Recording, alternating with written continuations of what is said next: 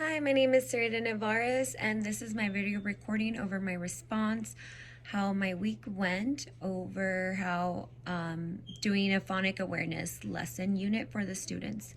The students' objective was to be able to identify what syllables are, what short vowels are, what vowels just before the different digraphs that were given was, and also to be able to identify if it was a closed and open syllable. What we did was that on Monday, right before starting the whole lesson, I did a pre-assessment. I asked students if they knew what a digraph was. If I asked them, hands up, thumbs down. Do you know what vowels are? Once they said yes, then I was able to ask which type of vowels did they know?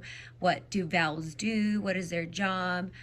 Right before also teaching them what syllables were, I went through and taught them what different type of syllables, closed syllables, open syllables, what each one kind of does.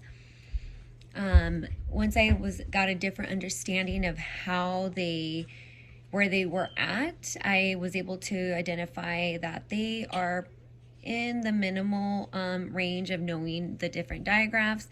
So going in on Monday, I knew to teach exactly what a syllable was, what a closed syllable was, and then to teach what the first digraph was, which was the CK digraph. And then I also went through with them and reminded them what short vowels are.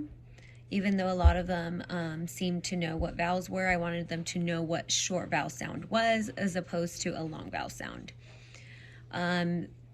On Monday, after they were done with the lesson, we did a guided practice where they would be able to go through different words and help identify, and I would guide them through being able to identify, what the digraph was with CK, the sound that it was making, and then the different vowel sound that it was making with the short vowel inside the word, and then also to be able to identify if it had one syllable or two syllables. On Tuesday, we went on to learn about the FF rule, the LL, and the SS digraphs, and what type of word that would be consisted of with those three types of digraphs, and then how to be able to spot them, how to spell them, how to make the sound that those words would make. Again, we also went right before starting the lesson, went through what a syllable was and what short vowel sounds make. And then we went on as a guided practice to look at different words.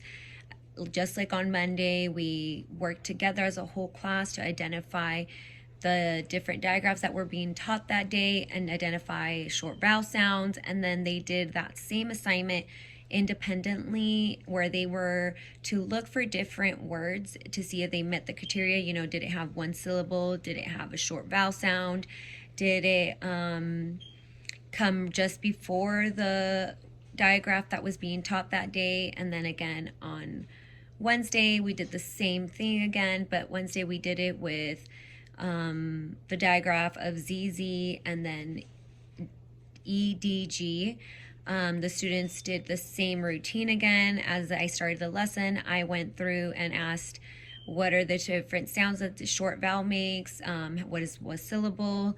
Can you tell me if does the vowel come just before the different digraphs that we're learning? And if it does, then does that meet the criteria for that word to be considered one of the lucky short rules? And then on Thursday, we went through with the TCH digraph and the CH. We talked about the difference of how those two digraphs make the same sound, but how they are identified to be two different ones. So we went through and I taught them how they would find two different ones.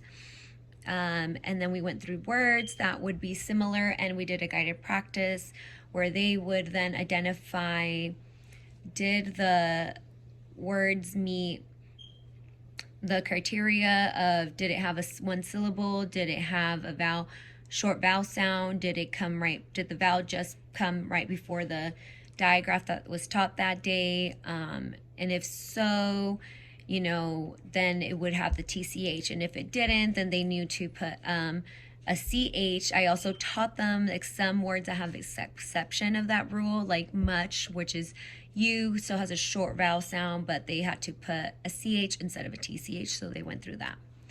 On Friday, then they went through a formative assessment where we did a short review for about 5 minutes over the different diagraphs that were taught, the different rules for these diagraphs, and then they went on to do independently a formative assessment where it was just asked of the students to identify and circle words that meet the 3 criteria. Does it have 1 syllable? Does it have a short vowel sound? Does the vowel just come right before the CH or before, whatever diagraph it was on? And then to identify 1 word in that word bank that did not meet those rules and why it did not meet those rules.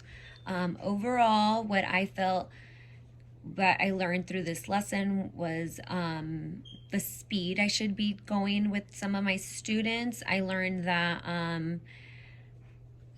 to provide extra work for some students that did finish early. So I was able to start giving them like a passage where they were able to identify that. And then with students that were able to follow along with the class and went along, they would be fine with just doing the work that was given to them to do independently. But during that time, I would take groups to do small group with them where I was able to explain more to the students of what we were supposed to be doing at that time.